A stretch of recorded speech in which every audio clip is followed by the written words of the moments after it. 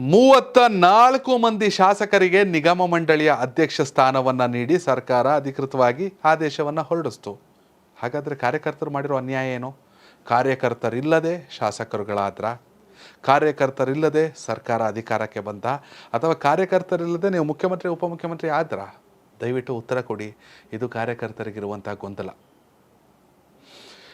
ಶಾಸಕರುಗಳಿಗಿಂತ ಹೆಚ್ಚಿನ ಸ್ಥಾನವನ್ನ ಕಾರ್ಯಕರ್ತರಿಗೆ ನಿಗಮ ಮಂಡಳಿಯಲ್ಲಿ ಕೊಡ್ತೀವಿ. ಈ ಹಾಲನ್ನ ಬೆಳಗ್ಗೆ ಎದ್ದ ತಕ್ಷಣ ತಪ್ಪದೆ ನೀವು ಕುಡಿದು ನಿಮ್ಮ ಮಕ್ಕಳಿಗೂ ಪ್ರತಿದಿನ ಕೊಡಿಸಿ. ಸಿರಿಧಾನ್ಯದಿಂದ ತಯಾರಾದಂತಹ ಹಾಲು, ಯಾವುದೇ ರಾಸಾಯನಿಕ ಬಣ್ಣ ಬಳಸದೆ ತಯಾರಿಸಿದಂತ ಜೀನಿ ಸಿರಿಧಾನ್ಯಗಳ ಹಾಲು ಅಂತ ಹೇಳಿದ್ರಿ.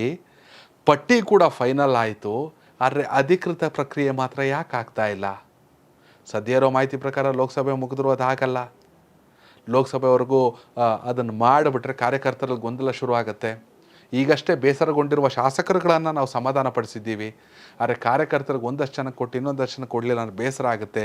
ಇದು ಲೋಕಸಭಾ ಚುನಾವಣೆಗೆ ಇಂಪ್ಯಾಕ್ಟ್ ಆಗುತ್ತೆ, ಕಾರ್ಯಕರ್ತರು ನ್ಯೂಟ್ರಲ್ ಆಗಿಬಿಡ್ತಾರೆ.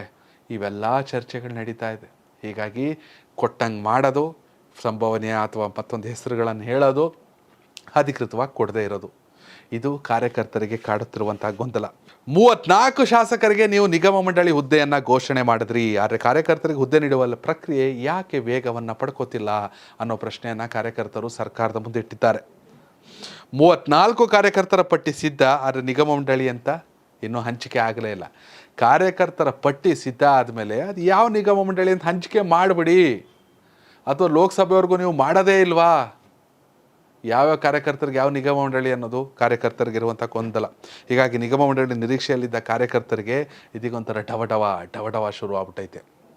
ವೀಕ್ಷಕರೇ, ಪ್ರತಿಯೊಬ್ಬ ಕಾರ್ಯಕರ್ತ ಕೂಡ ಒಂದು ದೇಶದ ಪ್ರಧಾನಿಯನ್ನು ನಿರ್ಧರಿಸುವಲ್ಲಿ ಪ್ರಮುಖ ಪಾತ್ರವನ್ನು ವಹಿಸ್ತಾರೆ.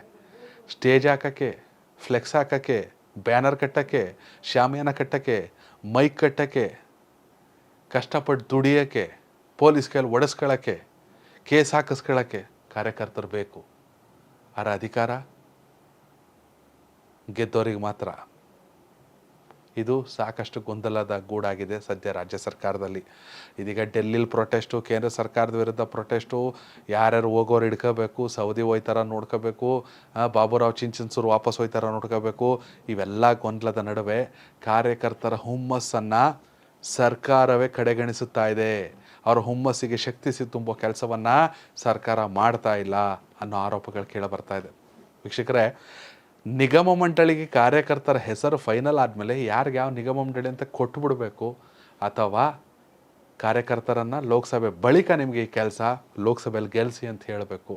ಯಾವುದನ್ನು ಕೂಡ ನೇರವಾಗಿ ಹೇಳುವಲ್ಲಿ ಸರ್ಕಾರ ವಿಫಲವಾಗ್ತಿದೆ ಅನ್ನೋ ಚರ್ಚೆ ಶುರುವಾಗಿದೆ. ವೀಕ್ಷಕರೇ, ಕಾರ್ಯಕರ್ತರಿಗಿರುವ ಗೊಂದಲದ ಬಗ್ಗೆ ನಿಮ್ಮ ಅಭಿಪ್ರಾಯನ ಕಾಮೆಂಟ್ ಮಾಡಿ. ಹಾಗೆ ಈ ಬಾರಿ ಲೋಕಸಭಾ ಚುನಾವಣೆಯಲ್ಲಿ ಕರ್ನಾಟಕದ 28 ಲೋಕಸಭಾ ಕ್ಷೇತ್ರಗಳಲ್ಲಿ ಯಾವ ಪಕ್ಷಕ್ಕೆ ಎಷ್ಟು ಸ್ಥಾನ, ಯಾರು ಪ್ರಧಾನಿ ಆಗಬೇಕು, ನರೇಂದ್ರ ಮೋದಿ ಅವರು ಹ್ಯಾಟ್ರಿಕ್ ಸಾಧನೆ ಮಾಡಬೇಕಾ, ರಾಹುಲ್ ಗಾಂಧಿನ ಅಥವಾ ಮಲ್ಲಿಕಾರ್ಜುನ್ ಖರ್ಗೆ ಅವರ, ನಿಮ್ಮ ಅಭಿಪ್ರಾಯ ತಿಳಿಸಿ. ಧನ್ಯವಾದಗಳು.